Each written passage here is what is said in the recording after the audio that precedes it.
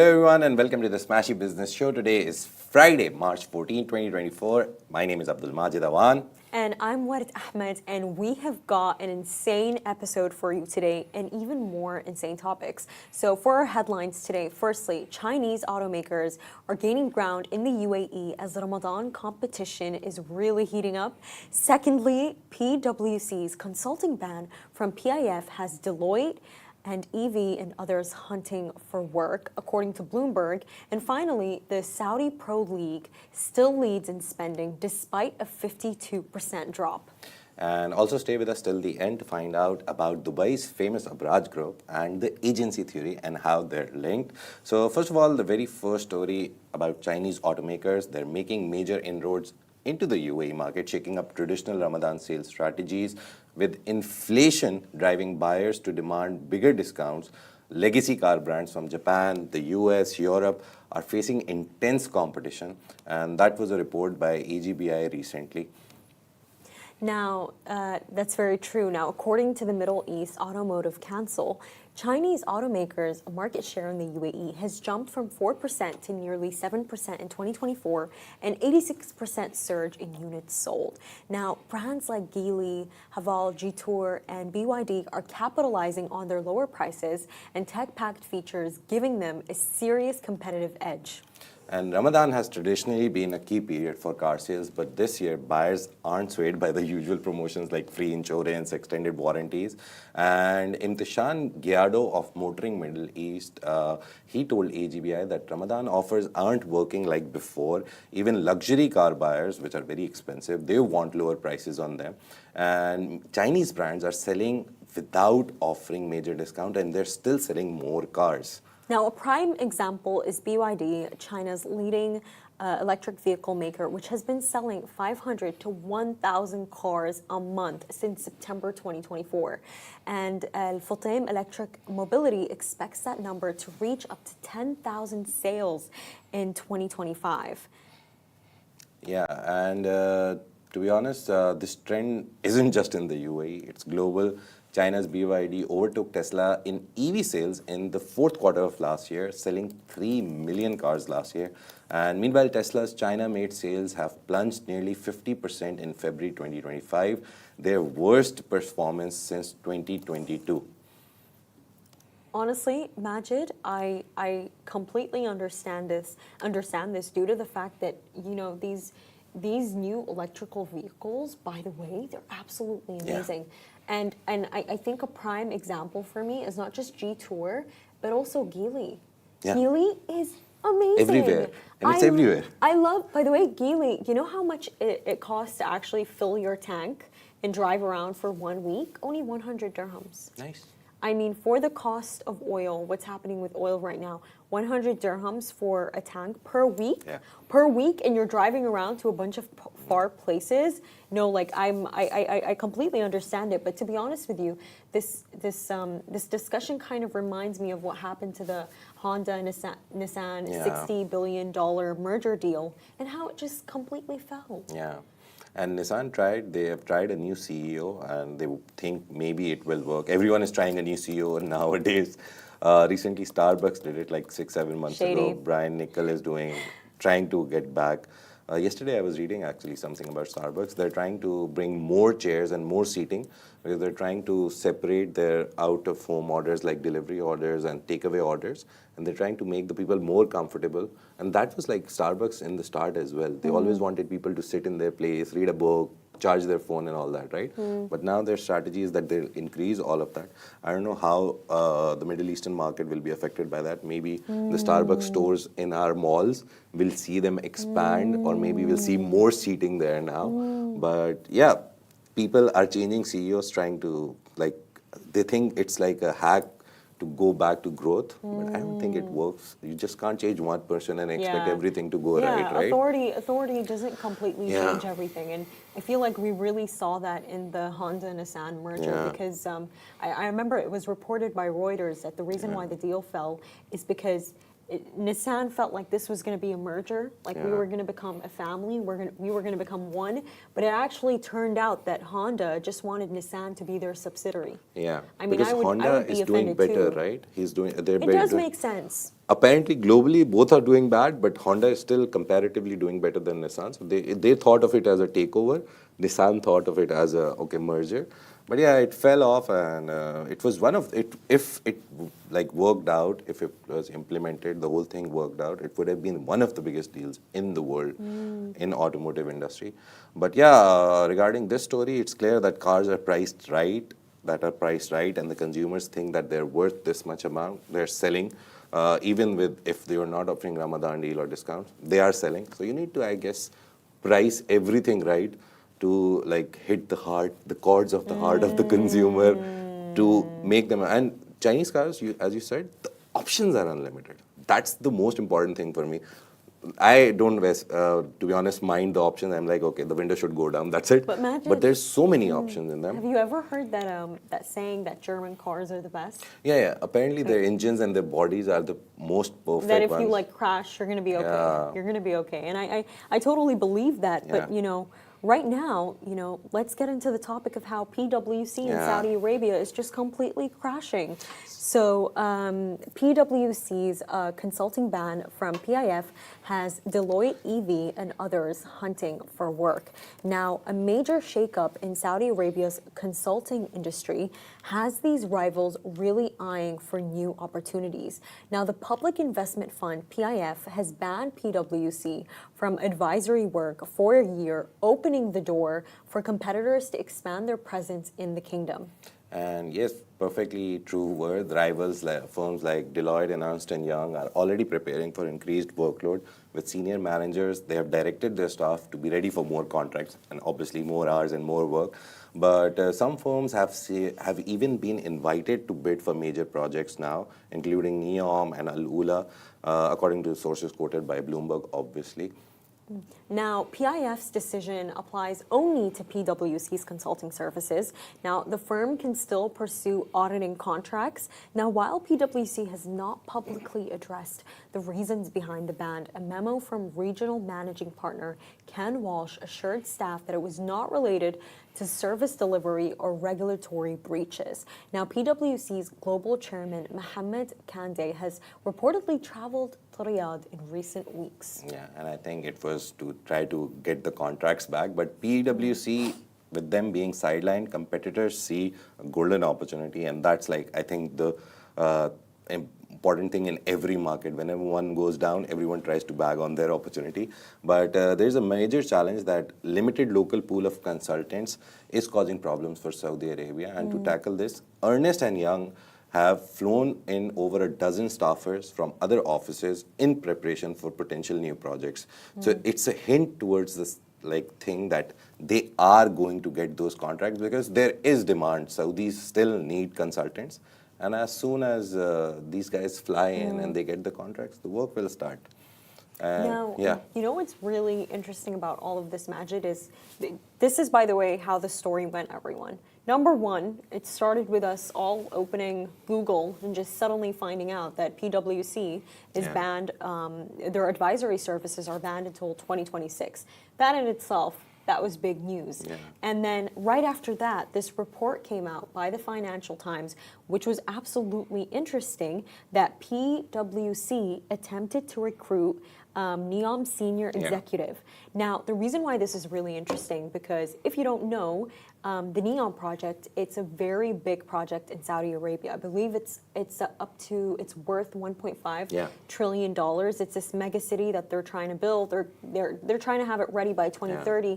And by the way, they're also going to host the World Cup in it. Yeah. It was confirmed by Al Arabiya. Stadium, and I find it really interesting because that financial report was basically detailing that this could be the reason of that, why they were banned from their advisory services, them trying to actually, take someone from the NEOM project and hire them in PwC. And by the way, that's very bad. That's very, very bad. I would not say that it's uncommon for something like this where, you start working for your clients. It always happens in the auditing world, in the consulting world.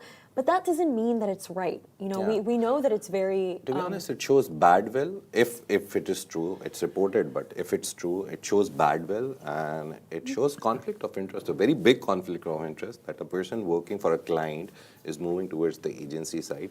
It happens in the industry, but there's always clauses like you can't work for a competitor or in the competing market for 1 year, 2 years. So I don't know how they would have done it, how they would have carried out the whole deal. I think it also depends on the country. Yeah, no, Different but I countries, think they have everyone different has clauses. that non-compete clause. It's a universal thing. But yeah, the duration depends on country to country. Like for example, if I'm working right now for Smashi Business, to be honest, I never read it, but yeah, I would have a non-compete clause that I can't just randomly go to a competing opponent in the market who are doing the same thing. And to be honest, even keeping the law aside, it's not ethical because you learn so much at some place, you know the insider knowledge, right?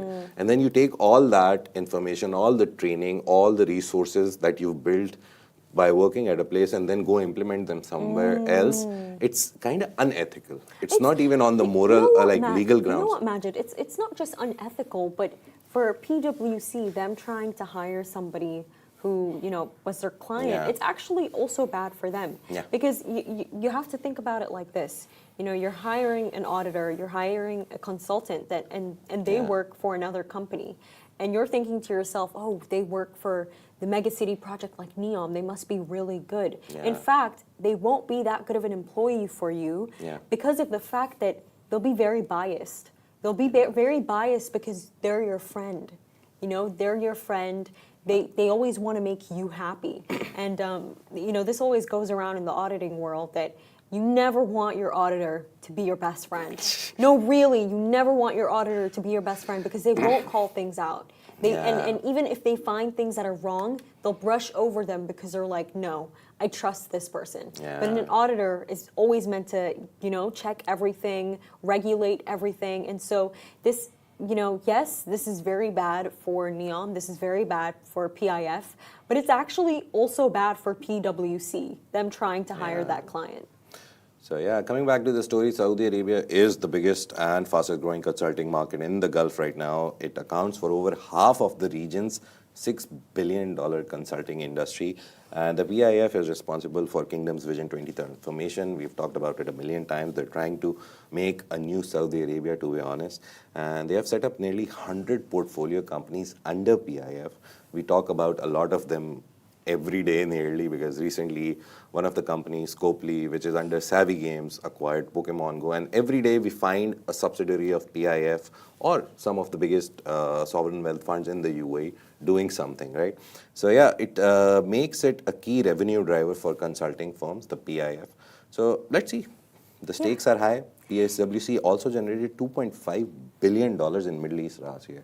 So them losing contracts, even if they lost $1 billion of the consulting projects, their money will go down, and eventually PwC UK will get affected. And they'll be like, what were you trying to do? Why did you get us such a big loss just trying? If the report is true that the problem was hiring of that person, then they will obviously question the PwC Middle East management that, why did you do it? You're getting so much money out of it. But you are profitable. You shouldn't have done that, right? Majid, just on the topic of wealth funds, I think a wealth fund that isn't discussed enough is Oman's sovereign wealth fund. So they're actually worth, I believe, over $40 billion in assets. And just very recently, I saw that they invested in this U.S. biotech firm. Yeah. So, Oman is also getting there. They're also trying to expand and reach for investments that are in other parts of the world. But let's head to our last topic of the day. Yeah, and on the topic of Oman, just an addition, they also recently invested in XAI. So they invested nearly $2 billion. So yeah, were this 100% true that the focus is always on PIF, ADIA, Badla, EDQ sometimes, usually, but Oman, QIA, Qatar Investment Authority, they're a shareholder, like a stakeholder in X and XAI. So yeah, we'll do more stories on them. We'll do it. For sure. Today, Majid, I was listening to Abdul Majid, and he's like the national sweetheart of Saudi Arabia. And I remember in his lyrics, he was going like, his lyrics are always very romantic. He was like, Oh. "Anti Khalifat Qalbi," and honestly, I understand. what I You're think, the Khalifa of my heart. yeah, the Khalifa of my heart. Khalifa means? And I'm guessing that it basically means you are royal to my heart. Because That's what I Khalifa, think that what it we means. understand, like from the Urdu version, is like caliph. Yeah, and yeah, kind of like a leader meaning. Yeah, and so yeah. And I mentioned that because the Saudi Pro League is Yeah. definitely close to many's hearts in Saudi Arabia, and it's actually doing very, very great. So, yeah. Now, despite a significant drop in spending, the Saudi Pro League remains the biggest spender on international signings in the Arab world. And yes, they've spent $465 million on international transfers, only on the international players they're trying to bring in and like show to the world that, oh, international players are coming in. It was a more than 50% decline. Exactly, it's 52.1%, but more than 50% decline because in 2023, they spent $970 million on international players. And we saw Neymar, Ronaldo, Benzema, all these big names came in that time. So they were spending big, but this time they've cut their spending nearly half. And the shift is like a part of a broader strategy where they're trying to hire younger players, and they are trying to bring them and say that these are the big players that we've signed international, and also we have some of the local Saudi stars. So you train under them and play under them. So it's kind of like they hired the best, they brought them, and now they're bringing young players and telling them like, okay, we're giving you an opportunity to learn from the best, and who else to learn from? But you One know of the what? best, like Ronaldo. I don't think it's just driving Saudi youth. Yeah. It's driving the world to Saudi. Yeah. I think that it definitely adds such like respectable status Yeah. to the country.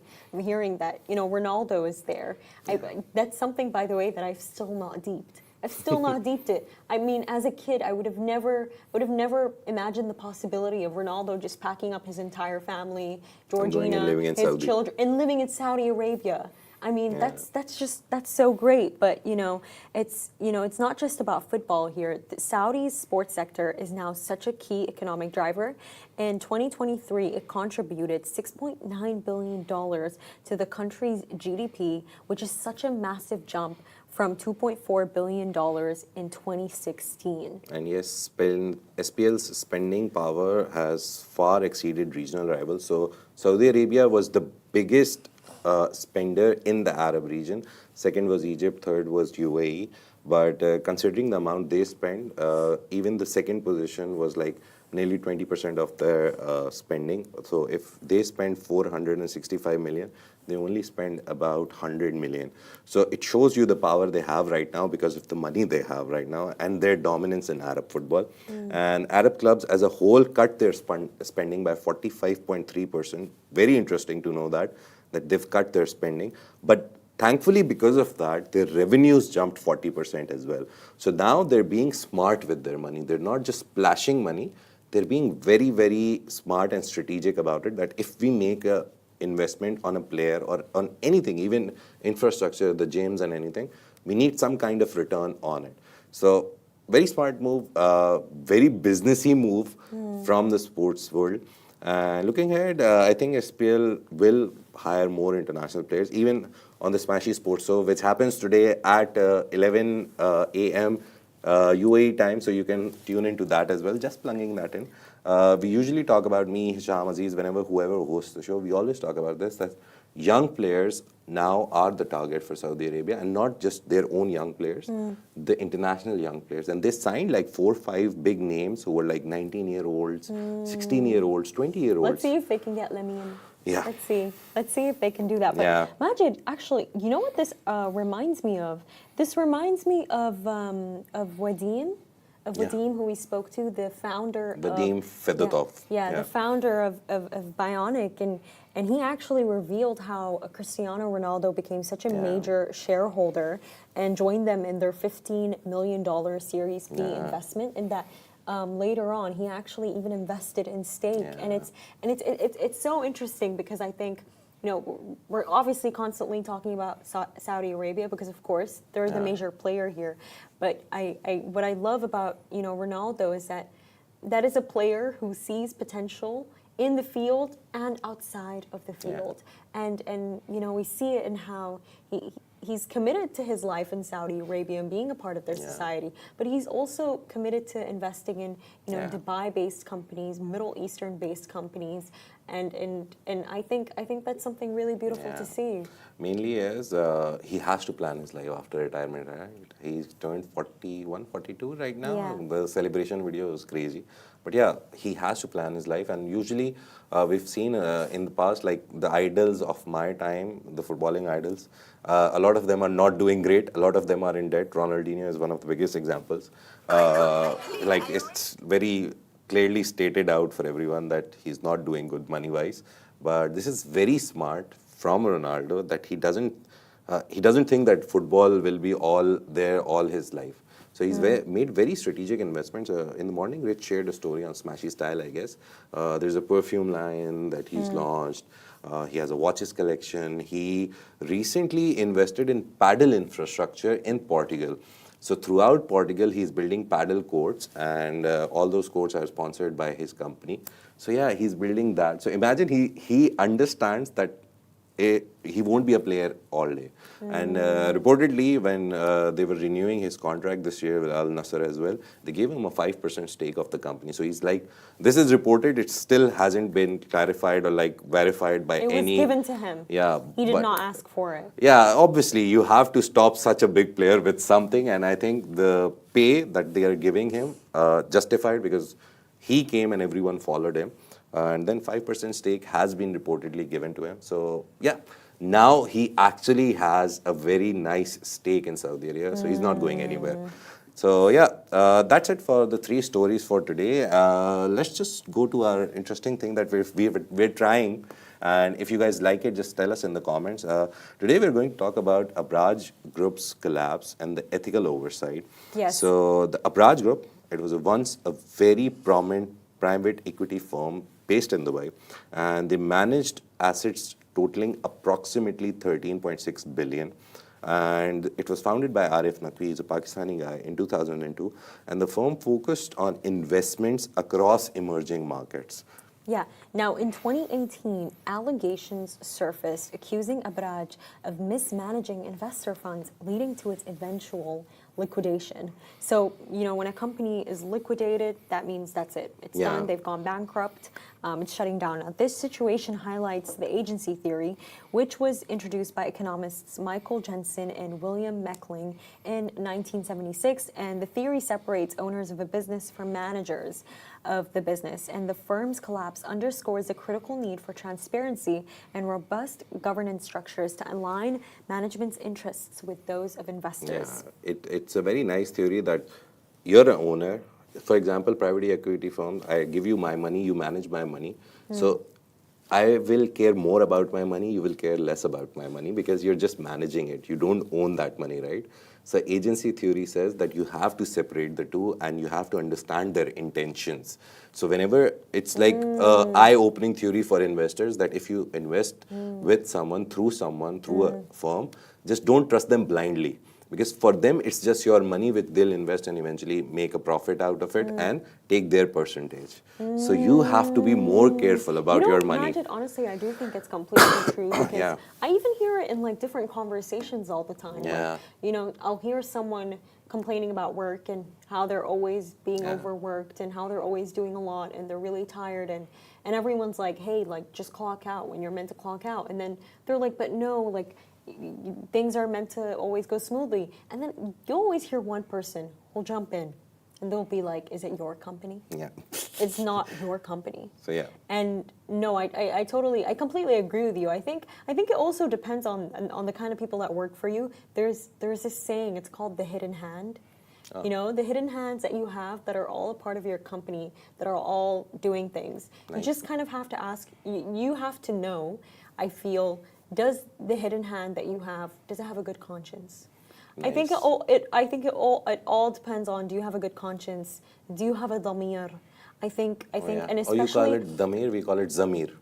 Because we pronounce the dua differently in Urdu, so it's zamir, So yeah, the book, The Key Man, it was told to us by Rich, our owner. And yeah, apparently The Key Man by Simon Clark and Will Lauch also delves into this narrative. It talks about the whole story, chronicling how the global elite were deceived by a capitalist illusion. Very nice premise of the book. And it provides a very in-depth look at the rise and fall of Arik Naqvi and the Abraaj group. So yeah, if you get time, do read it. The Key Man by Simon Clark and Will Lauch. And that's what I have today for you on the show. Friday, we'll see you back on Monday. Yes. And this is Smashi Business Show, yeah. a Smashi Business production under the Augustus Media Podcast Network. You can find our newsletter on Smashi TV. Do make sure to follow us and have a lovely, lovely weekend. Thank you very much. Bye bye.